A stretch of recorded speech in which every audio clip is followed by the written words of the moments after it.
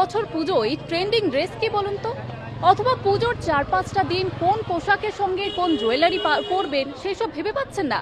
তাহলে আর চিন্তা করবেন না, আজকে আমি চলে এসেছি সেই সমস্ত কিছুর সন্ধান নিয়ে।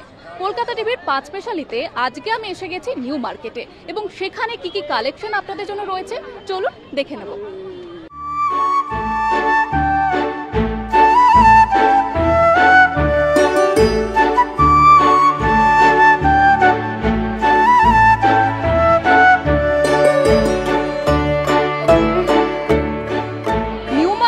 নতুন নতুন কালেকশন থাকবে না সেটা তো হতেই পারে না, তাই ইতিমধ্যেই কিন্তু জমে উঠেছে নিউ মার্কেটের বাজার, এবং সকাল থেকে রাত পর্যন্ত ভিড়ে ঠাসা কার্যত।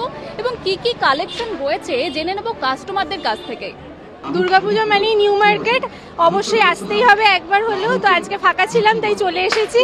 আর নিউ মার্কেট মানেই হচ্ছে খাওয়া দাওয়া, তার সাথে শপিং, দুটো একসাথেই চলবে। তো এখন এই সবে এসেছি, তো দেখা যাক কি কি কিনি। এখনো কেনা হয়নি কিছু, তো এখন দেখা যাক।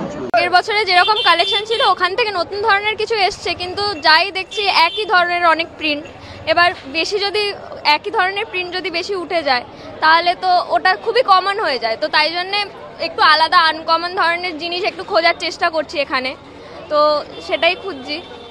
আমি লিটারালি 2 বছর বাদে এসেছি, বাট স্টিল এখনও কিছু পছন্দ হচ্ছে না আমার, কারণ কুর্তি কালেকশন বা যে কোনো কালেকশন সবই কমন, মানে কমন প্রিন্টের ওপরই যাচ্ছে। তো এটা এখনও খোঁজাখুঁজি চলছে যদি কিছু পাওয়া যায়।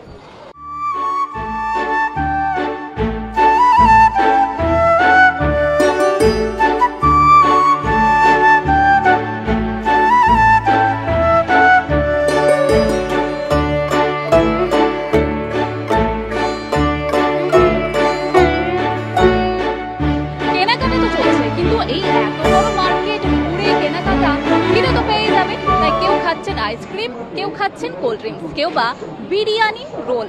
তাই বলা যেতে পারে পুজোর জামা কাপড় কেনাকাটার পাশাপাশি ফুড বাজারও কিন্তু জমজমাট।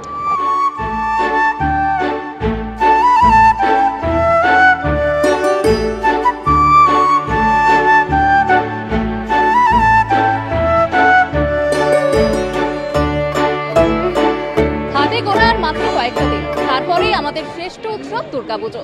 ইতিমধ্যে কিন্তু সেজে উঠেছে, আপনারা দেখতে পেলেন নিউ মার্কেট একেবারে জমে উঠেছে বলা যেতে পারে, কারণ 8 থেকে 80 সকলদের জন্য, সকল বয়সীদের জন্য সম্ভার নিয়ে হাজির হয়েছে নিউ মার্কেট। ক্যামেরায় বিশ্বজিৎ বেরার সঙ্গে জুহিতা ঘোষ, কলকাতা টিভি।